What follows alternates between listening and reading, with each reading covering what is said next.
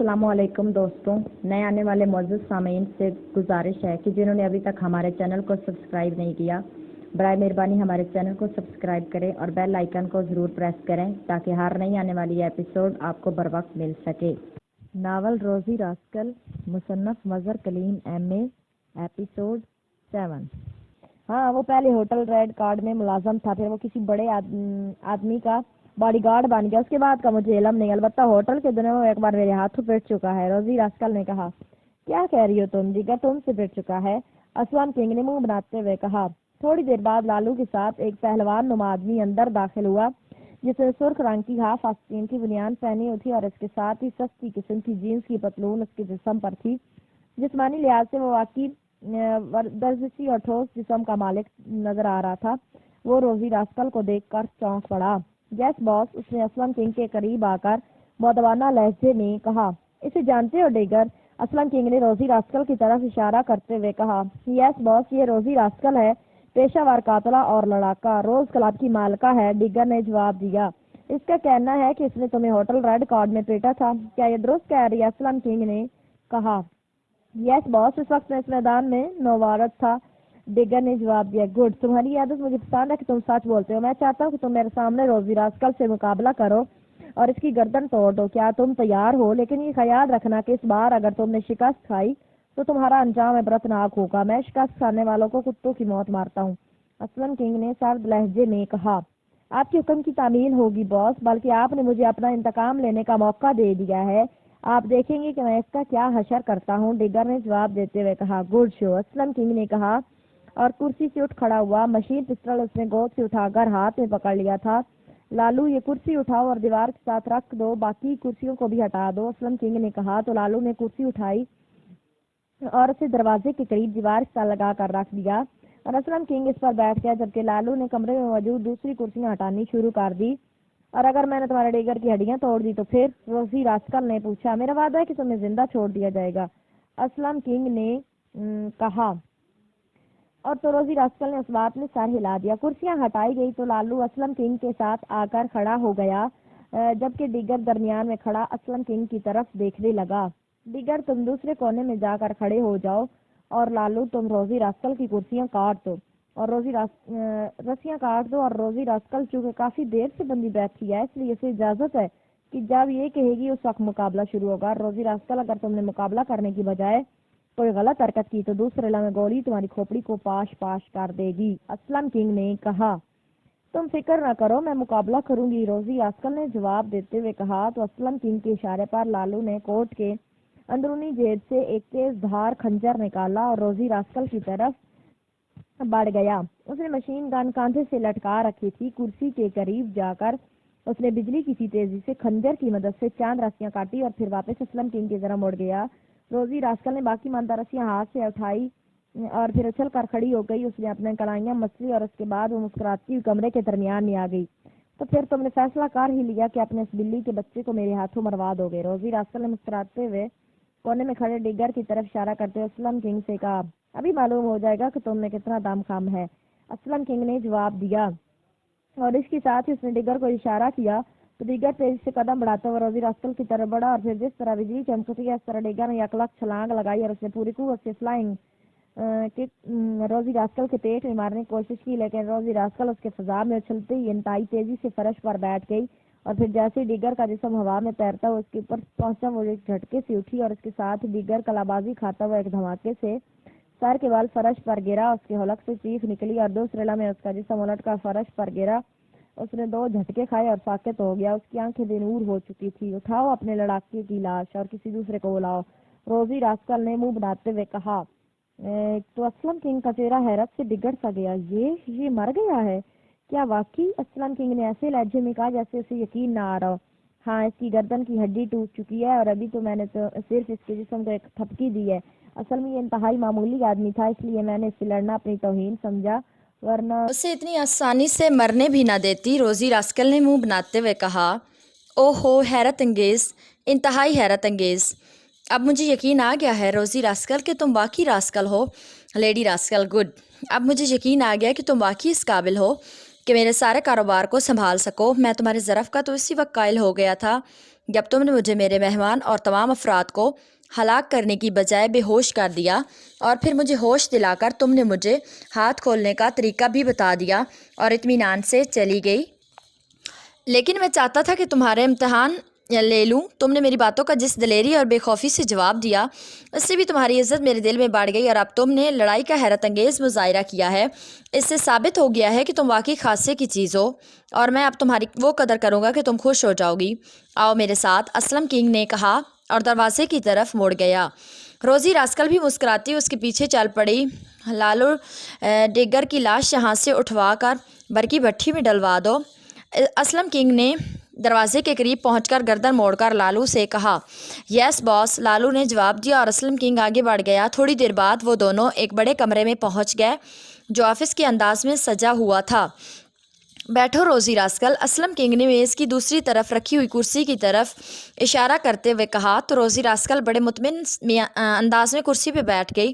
Aslam king ایک طرف دیوار میں بنے ہوئے ریک کی طرف بڑھ گیا۔ اس نے ریک میں موجود مختلف برانڈ کی شراب کی بوتلوں میں سے ایک بوتل اٹھائی اور ریک کے نچلے خانے میں موجود 2 گلاس اٹھائے، اور پھر دونوں گلاس اور بوتل کو میز پر رکھ کر وہ میز کے عقب میں موجود ریوالونگ کرسی پر بیٹھ گیا۔ پھر اس نے شراب کی بوتل کھولی اور آدھے آدھے گلاس بھر کر بوتل بند کر دی۔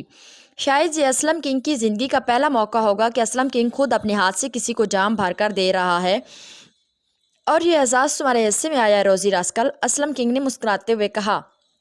شکریہ، روزی راسکل نے گلاس لے کر اسے منہ سے لگاتے ہوئے کہا، اور پھر شراب کی چسکی لے کر اس نے گلاس کو میز پر رکھ دیا۔ میں تم سے واقعی بے حد متاثر ہوا ہوں، اور میں تمہیں آفر کرتا ہوں کہ تم میرا کاروبار سنبھالو۔ میں تمہیں اپنا نمبر 2 بناتا ہوں۔ تمہیں شاید معلوم نہ ہو تو میں تمہیں بتا دیتا ہوں کہ میرا کاروبار پوری دنیا میں پھیلا ہوا ہے۔ ہر قسم کے جرائم کے لیے میرے علیحدہ علیحدہ گروہ ہیں، اور ہر گروہ کا علیحدہ علیحدہ چیف ہے۔ ان سارے گروہوں کی تعداد 8 ہے، اور تم ان سب کی چیف ہوگی۔ تمہارا علیحدہ آفس اور علیحدہ گروپ ہوگا۔ بولو، کیا تمہیں منظور ہے؟ اسلم کنگ نے کہا۔ مجھے کیا کرنا ہوگا؟ روزی راسکل نے گلاس اٹھا کر ایک اور چسکی لیتے ہوئے کہا۔ کچھ نہیں، صرف میرے احکامات کی تعمیل اور تمام گروپوں کو کنٹرول۔ تم جرائم کی دنیا کی ملکہ بن جاؤ گی، اسلم کنگ نے کہا۔ سوری، مجھے یہ آفر قبول نہیں ہے۔ میں آزادی سے کام کرنے کی قائل ہوں۔ میں کسی کی ماتحتی میں کام نہیں کر سکتی، چاہے وہ کنگ آف کرائم ہی کیوں نہ ہو۔ میں زیادہ سے زیادہ یہ کر سکتی ہوں کہ جب تمہیں مجھ سے کوئی کام پڑے تو مجھے میری مرضی کا معاوضہ دے تو میں تمہارا وہ کام کر دوں گی، اور بس، روزی راسکل نے جواب دیتے ہوئے کہا۔ کیا کہہ رہی ہو؟ تمہیں معلوم ہی نہیں کہ تم کیا کہہ رہی ہو۔ جس سیٹ کی میں تمہیں آفر کر رہا ہوں، اس سیٹ کے لیے تو دنیا ترستی ہے، اسلم کنگ نے انتہائی حیرت بھرے لہجے میں کہا۔ ترستی ہوگی، لیکن میں روزی راسکل ہوں، اپنی مرضی کی مالک۔ میں کسی کے ماتحت نہیں رہ سکتی، روزی راسکل نے جواب دیتے ہوئے کہا۔ گڈ، تم واقعی اپنی نوعیت کی اس دنیا میں واحد لڑکی ہو۔ ویری گڈ، چلو ویسا کرو، تم اپنا باقاعدہ گروپ بناؤ، کوئی بڑا ہوٹل یا کلب کلید لو، اور اس کے لیے رقم میں دوں گا۔ یہ میری طرف سے تمہارے لیے انعام ہوگا، اسلم کنگ نے کہا۔ نہیں، کوئی کام دو، میں اس کام کا معاوضہ لوں گی۔ انعام وغیرہ لینے کی میں قائل ہی نہیں، روزی راسکل نے جواب دیتے ہوئے کہا۔ کس قسم کا کام کرو گی؟ اسلم کنگ نے چند لمحے خاموش رہنے کے بعد ایک طویل سانس لیتے ہوئے کہا۔ اس کا انداز ایسا تھا جیسے وہ ذہنی طور پر کسی خاص نتیجے پر پہنچ گیا ہو۔ جس قسم کا بھی ہو، روزی راسکل نے اسی طرح بڑے اطمینان بھرے لہجے میں کہا۔ کیا حکومت کے خلاف کام کر لو گی؟ اسلم کنگ نے کہا۔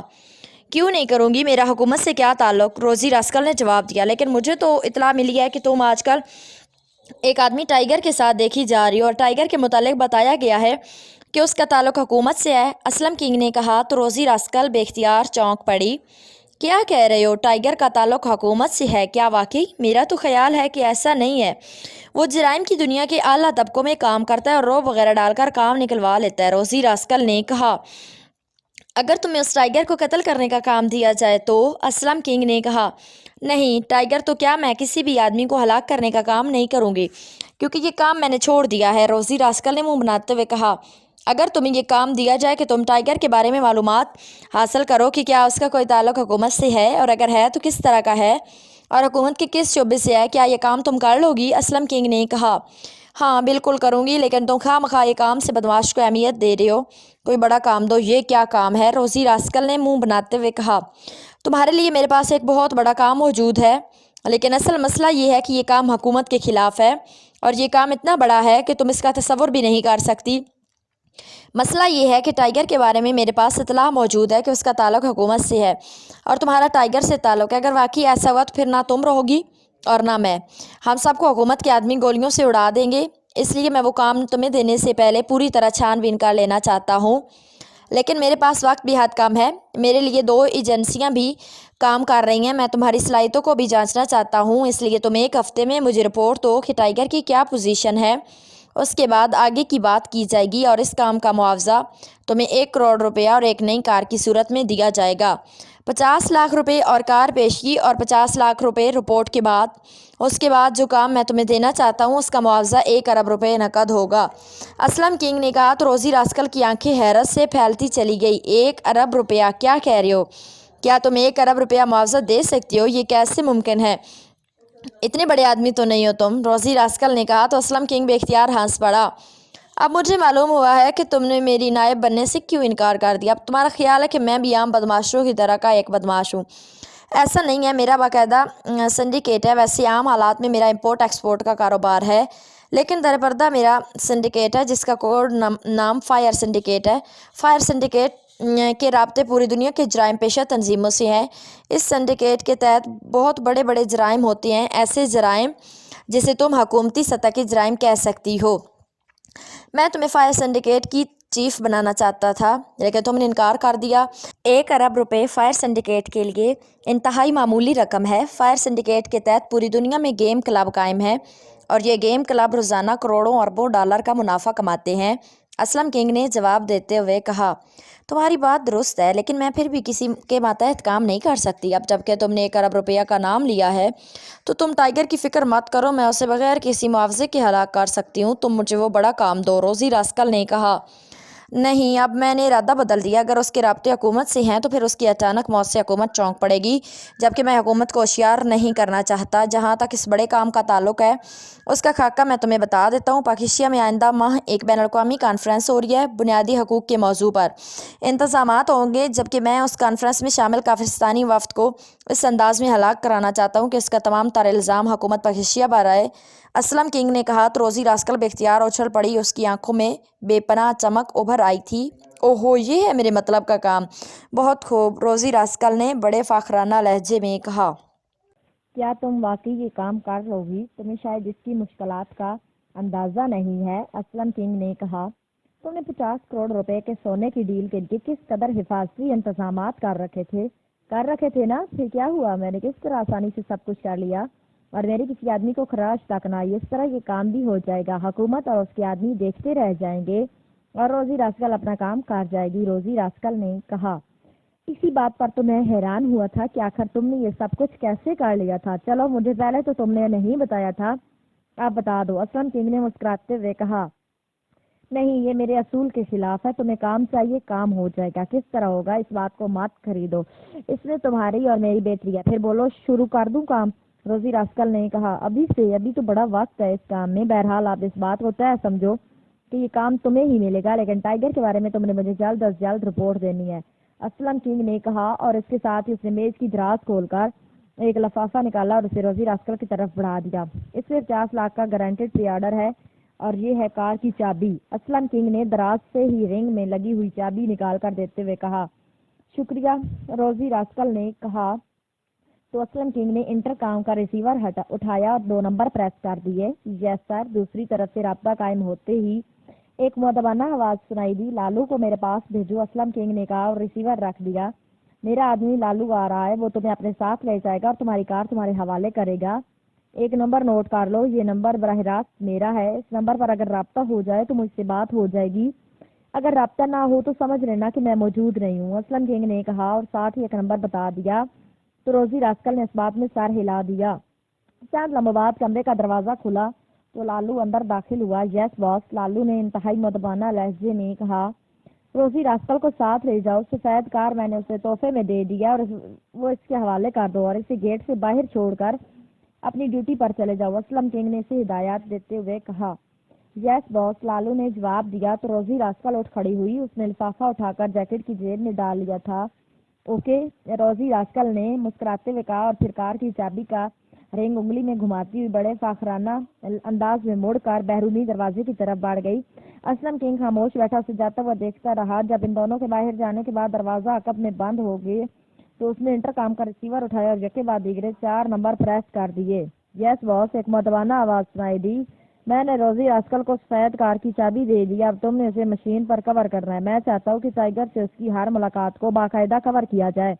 اسلم کنگ نے انتہائی سرد لہجے میں کہا۔ یس باس، دوسری طرف سے کہا گیا اور اسلم کنگ نے انٹرکام کا ریسیور رکھا اور پھر ایک طرف پڑے ہوئے فون کا ریسیور اٹھایا اور تیزی سے نمبر ڈائل کرنے شروع کر دیے۔ ایم ایس، رابطہ قائم ہوتے ایک مردانہ آواز سنائی دی۔ پاکیشیا سے چیئرمین ایف ایس بول رہا ہوں، ایم ایس 1 سے بات کراؤ۔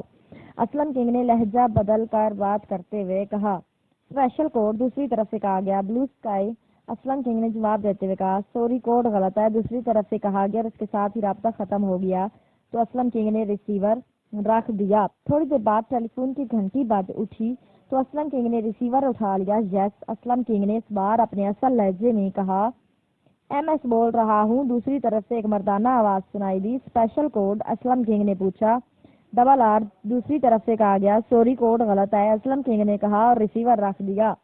چند لمحوں بعد فون کی گھنٹی ایک بار پھر بج اٹھی اور اسلم نے ہاتھ بڑھا کر پھر ریسیور اٹھا لیا۔ یس، اسلم کنگ نے کہا۔ ایم ایس 1 بول رہا ہوں، کیا رپورٹ ہے؟ ایک بھاری آواز سنائی دی۔ فی الحال سب اوکے ہے، میں نے آپ کو اس لیے کال کیا ہے کہ میں نے ریڈ ٹریپ مشن کے لیے 2 طرفہ منصوبہ بنا لیا ہے، آپ سے اس کی اجازت لینا چاہتا ہوں، اسلم کنگ نے کہا۔ تفصیلات بتاؤ، دوسری طرف سے کہا گیا۔ میں نے ریڈ ٹریپ کے لیے ویسٹرن کارمن کی ایک خصوصی گروپ کی خدمات حاصل کر لی ہیں۔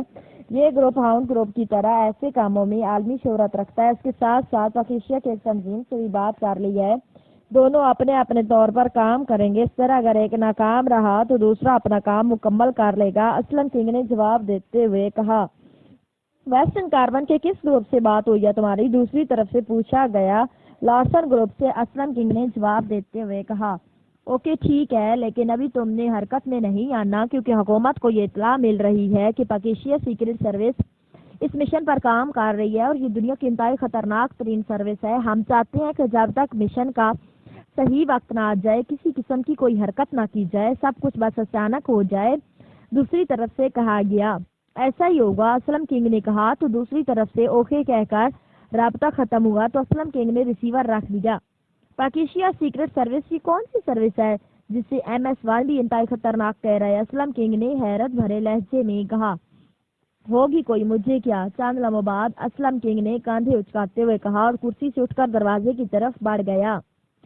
کمرے کا دروازہ دھکیل کر ٹائیگر اندر داخل ہوا تو دروازے کی دوسری طرف بیٹھا ہوا ایک نوجوان بے اختیار چونک پڑا۔ دوسرے لمحے اس کے چہرے پر مسکراہٹ ابھر آئی۔ آؤ آؤ ٹائیگر آؤ، آج بڑے عرصے بعد جابر کی یاد آئی۔ کرسی پر بیٹھے ہوئے نوجوان نے اٹھ کر کھڑے ہوتے ہوئے کہا۔ تم بھی مصروف رہتے ہو جابر، اور میں بھی، اس لیے ملنا ملانا تو ظاہر ہے کام پر ہی منحصر ہوتا ہے۔ سناؤ کیسا کام جا رہا ہے تمہارے گیم کلب کا؟ ٹائیگر نے جابر سے مسافہ کرنے کے میز کے دوسری طرف بیٹھتے ہوئے کہا۔ ٹھیک ہے، جابر نے مسکراتے ہوئے جواب دیا اور میز پر پڑی انٹر کام کا ریسیور اٹھا کر اس نے 2 جوس لانے کا کہا اور ریسیور رکھ دیا۔ تمہارے ساتھ بڑا پرابلم ہے کہ تم شراب نہیں پیتے، اس لیے جوس منگوانے پڑتے ہیں، جابر نے کہا تو ٹائیگر بے اختیار ہنس پڑا۔ چلو کسی بہانے میرے ساتھ جوس پی لیتے ہو، ٹائیگر نے جواب دیا اور جابر بھی ہنس پڑا۔ آج کیا کام پڑ گیا مجھ سے؟ جابر نے کہا۔ یہاں دارالحکومت میں ایک ادارہ ہے، کنگ کارپوریشن، جو امپورٹ ایکسپورٹ کا بزنس کرتا ہے، خاصا بڑا ادارہ ہے، اس کے چیئرمین کا نام اسلم کنگ بتایا گیا ہے، کیا تم اسے جانتے ہو؟ ٹائیگر نے کہا تو جابر بے اختیار چونک پڑا۔ ہاں جانتا ہوں، کبھی کبھی وہ میرے گیم کلب بھی آتا ہے، لیکن تمہارا بزنس سے کیا تعلق ہے؟ تم کیوں پوچھ رہے ہو؟ جابر نے حیرت بھرے لہجے میں کہا۔ مجھے اطلاع ملی ہے کہ کنگ کارپوریشن در پردہ جرائم میں بھی ملوث ہے، کیا واقعی ایسا ہے؟ ٹائیگر نے کہا۔ جرائم میں ملوث؟ اوہ نہیں، ایسی کوئی بات نہیں، تمہیں کسی نے غلط اطلاع دیا؟ کس نے دیا یہ اطلاع؟ جابر نے کہا، اور پھر اس سے پہلے کہ ٹائیگر کوئی جواب دیتا دروازہ کھلا اور ایک نوجوان ٹرے اٹھائے اندر داخل ہوا۔ ٹرے میں جوس کے 2 گلاس رکھے ہوئے تھے۔ نوجوان نے ایک گلاس ٹائیگر کے سامنے اور دوسرا جابر کے سامنے رکھا اور پھر خالی ٹرے اٹھائے واپس چلا گیا۔ لو پیو، جابر نے اپنے سامنے رکھا ہوا گلاس اٹھاتے ہوئے کہا اور ٹائیگر نے اس بات میں سر ہلاتے ہوئے گلاس اٹھا لیا۔ تم نے بتایا نہیں کہ یہ کس نے اطلاع دی ہے؟ جابر نے جوس کی چسکی لیتے ہوئے کہا۔ کہیں نہ کہیں سے مل جاتی ہے اطلاع، ٹائیگر نے گول مول سے جواب دیا۔ कहीं रोजी रास्कल तो तुम्हारी मुख पर नहीं है, जाबर ने कहा। तो टाइगर भी इख्तियार चौंक पड़ा। रोजी रास्कल, उसका मुझसे क्या ताल्लुक? टाइगर ने हैरान होकर कहा। मुझे तो ये इतलात मिल रही है कि तुम्हारा रोजी रास्कल से बड़ा गहरा ताल्लुक पैदा हो गया, अक्सर तुम दोनों इकट्ठे देखे जाते हो, जाबर ने कहा। तो टाइगर बेख्तियार मुस्कुरा दिया। वो अहमक लड़की है, उसने किसी से सुन लिया कि मैं बहुत बड़ा लड़ाका हूँ, बस मेरे कमरे में आ गई मुझसे लड़ने। मैंने बड़ी मुश्किल से उसे यकीन दिलाया कि मैं तो लड़ना नहीं जानता, बस रोब वगैरह डालकर अपना काम निकलवा सकता हूँ, टाइगर ने मुस्कुराते हुए कहा। तो जाबर बेख्तियार हंस पड़ा। वैसे ख्याल रखना, वो वाकई इंतहाई खतरनाक लड़की है, पेशेवर कातला रह चुकी है और कत्ल करने में उसका हाथ इस कदर साफ है कि अच्छे अच्छे पेशेवर कातल भी उसका मुकाबला नहीं कर सकते। उसके अलावा वो वाकई मार्शल आर्ट में माहिर है। तो उन्हें बादशाह खान फाइटर का नाम तो सुना होगा, जाबर ने कहा। बादशाह खान फाइटर? वो कौन है? मैं तो ये नाम ही तुम्हारे मुंह से सुन रहा हूँ, टाइगर ने जूस का घूंट लेते हुए कहा। अब तो वो फौत हो चुका है, लेकिन वो वाकई बहुत बड़ा फाइटर था और एक्रीमिया तक उसके फन की धूम थी। ये रोजी रास्कल उसकी शागिर्द है और वो अपने शागिर्द पर फख्र करता था, जाबर ने जवाब दिया। होगी, बहरहाल मुझे तो लड़ना नहीं आता, इसलिए मैं क्या कह सकता हूँ, टाइगर ने कहा। तो जाबर बेख्तियार खिलखिलाकर हंस पड़ा। ओके, अब मुझे इजाजत, टाइगर ने जूस का आखिरी घूंट लेकर खाली गिलास मेज पर रखते हुए कहा और कुर्सी से उठ खड़ा हुआ। अरे बैठो तो सही, एक तो आते ही इतने अरसे के बाद हो, फिर आते भी हवा के घोड़े पर हो, जाबर ने उठते हुए कहा। नहीं, फिलहाल वक्त नहीं, फुर्सत मिली तो फिर आऊंगा, टाइगर ने कहा और जाबर से मुसाफा करके वो बैरूनी दरवाजे की तरफ मुड़ गया। थोड़ी देर बाद उसकी कार खासी तेज रफ्तारी से होटल हॉलिडे की तरफ बढ़ी चली जा रही थी। होटल हॉलिडे 5 स्टार होटल था और इंतहाई आला तबके का होटल शुमार किया जाता था। टाइगर ने कार इसकी वसी और इस पार्किंग में रोकी और फिर नीचे उतरकर उसने पार्किंग बॉय से कहा दिया और तेज से कदम उठाता हुआ होटल के मेन गेट की तरफ बढ़ता चला गया। थोड़ी देर बाद वो होटल की 7वीं मंजिल के कमरे के बंद दरवाजे के सामने मौजूद था। दरवाजे के साथ दीवार पर लगी हुई प्लेट में मार्कर का नाम चिट पर लिखा हुआ था। टाइगर ने दरवाजे पर दस्तक दी। कौन है? अंदर आ जाओ, अंदर से एक भारी सी आवाज सुनाई दी। तो टाइगर ने दरवाजे को धकेला और अंदर दाखिल हो गया। कमरा इंतहाई शानदार अंदाज में सजा हुआ था और सामने एक कुर्सी पर एक बूढ़ा आदमी बैठा कोई रिसाला पढ़ने में मसरूफ था। बूढ़ी की लंबी और सफेद दाढ़ी थी, लेकिन उसका चेहरा जवानों की तरह सेहतमंद नजर आ रहा था। आंखों में भी नौजवानों जैसी चमक थी। उसे ये देखकर यूं महसूस हुआ था कि उसने सर और दाढ़ी के बालों को ब्लीच करके दांस्ता सफेद कर रखा है। ओह टाइगर, तुम आओ आओ, बड़े दिनों बाद आना हुआ, बूढ़े ने बैठे बैठे मुसाफिर के लिए हाथ बढ़ाते हुए कहा। जब और किसी जगह से काम ना बने तो फिर ओल्ड मार्कर ही याद आता है, टाइगर ने मुस्कुराते हुए कहा और बड़े भरपूर अंदाज में उसने मुसाफिर किया। तो बूढ़ा मार्कर बेख्तियार हंस पड़ा। तुम ओल्ड मार्कर कहकर मुझे अपने बुढ़ापे का एहसास दिला देते हो, वरना मैं तो यही समझता हूँ कि अभी मैं जवान हूँ, बूढ़े ने हंसते हुए कहा। ऐसे तो मैं जानबूझकर कहता हूँ ताकि अपने आप को जवान समझ सकूं, वरना हकीकत ये है कि दाढ़ी और सर के बाल अगर स्याह कर लो तो मैं तुम्हारे सामने ओल्ड टाइगर नजर आने लगूंगा, टाइगर ने कुर्सी पर बैठते हुए कहा। तो मारकर बेख्तियार हंस पड़ा। खुशकिस्मत हो कि इस तरह चाल फिर रहे हो, मुझे देखो मैं किस तरह मजबूर और बेबस हुआ बैठा हूँ। जब से टांगे कटी हैं जिंदगी ही बेकार होकर रह गई है, वरना मारकर और इस तरह कुर्सी पर बैठा नजर आए, मारकर ने कहा। ये तो वाकई हौलनाक ट्रेजेडी थी मार्कर, लेकिन अब भी तुम यहाँ बैठे बैठे पूरी दुनिया से बाखबर रहते हो और ये बहुत बड़ी बात है, टाइगर ने कहा। मजबूरी है, जिंदा भी तो रहना है और मसरूफ भी। बोलो किसके बारे में मालूम करने आए हो, मार्कर ने हंसते हुए कहा। यहाँ दारुल हुकूमत में एक किंग कारपोरेशन है जो इम्पोर्ट एक्सपोर्ट का बिजनेस करती है। मुझे इतला मिली है कि उसका ताल्लुक जराइम से भी है, लेकिन मैंने अब तक जिससे पूछा है उसका यही कहना है कि मेरी इतला गलत है, जबकि ऐसा नहीं है। मुझे इतला देने वाला गलत तो नहीं कह सकता, टाइगर ने कहा। तो फिर उसी इतला देने वाले से ही पूछ लेना था, बूढ़े मार्कर ने मुस्कुराते हुए कहा। उसने सिर्फ इतना कहा है कि ये कारपोरेशन जराइम में मुलव्वस और मैं इस बारे में मजीद तहकीकात करूँ, टाइगर ने जवाब दिया। अपने दोस्त जाबर से पूछ लेना था, वो तो असलम किंग का बड़ा गहरा दोस्त है, बूढ़े मार्कर ने कहा। तो टाइगर बेख्तियार उछल पड़ा। मैं वहीं से सीधा तुम्हारे पास तो आ रहा हूँ। उसने हतमी तौर पर कहा है कि मेरी इतला गलत है। क्या उसने मुझसे झूठ बोला है, टाइगर ने वसीले लहजे में कहा। हाँ, उसने तुमसे झूठ बोला है, बूढ़े मार्कर ने इस बार इंतहाई संजीदा लहजे में कहा। इसका मतलब है कि मेरी इतला दुरुस्त है कि किंग कारपोरेशन जराइम में मुलव्वस है, टाइगर ने होंठ खींचते हुए कहा। تمہیں اطلاع دینے والے نے غلط بتایا ہے۔ کنگ کارپوریشن جرائم میں ملوث نہیں ہے، وہ تو بزنس کا ادارہ ہے اور صرف بزنس ہی ہوتا ہے وہاں، وارکر نے کہا۔ تو پھر؟ ٹائیگر نے کچھ نہ سمجھنے والے انداز میں کہا۔ اسلم کنگ جرائم میں ملوث ہے، وہ جرائم کی دنیا کا بہت بڑا آدمی ہے، لیکن وہ کبھی براہ راست جرائم میں ملوث نہیں ہوا، اس لیے آج تک اس کے بارے میں کم ہی لوگوں کو معلوم ہے۔ اس نے جرائم کے لیے علیحدہ سنڈیکیٹ بنایا ہوا ہے جس کا نام فائر سنڈیکیٹ ہے، عام طور پر ایسے ایف ایس کہتے ہیں، بہت خطرناک سنڈیکیٹ ہے۔ اس کے تحت گروپ کام کر رہے ہیں اور پوری دنیا کی بڑی بڑی جرائم پیشہ تنظیموں سے اس کے رابطے رہتے ہیں، لیکن یہ صرف بڑے بڑے جرائم میں ملوث رہتا ہے۔ بوڑھے مارکر نے کہا۔ کس قسم کی جرائم؟ تفصیل تو بتاؤ، ٹائیگر نے کہا۔ تفصیل کا تو مجھے علم نہیں، کیونکہ یہ لوگ انتہائی خطرناک ہیں، اس لیے میں ان کے معاملات میں کبھی ملوث نہیں ہوتا۔ اگر مجھے یہ معلوم نہ ہوتا کہ تمہیں بتائی ہوئی بات کبھی آؤٹ نہیں ہوتی تو میں تمہیں وہی جواب دیتا جو تمہارے دوست جابر نے تمہیں دیا ہے۔ جابر نہ صرف اس بارے میں جانتا ہے بلکہ شاید وہ فائر سنڈیکیٹ کے کسی گروپ کا انچارج بھی ہو۔ بہرحال اس کے اسلم کنگ سے بڑے گہرے تعلقات ہیں، بلکہ میں نے تو سنا ہے کہ اسلم کنگ اکثر جابر سے مشورے بھی کرتا رہتا ہے، مارکر نے جواب دیتے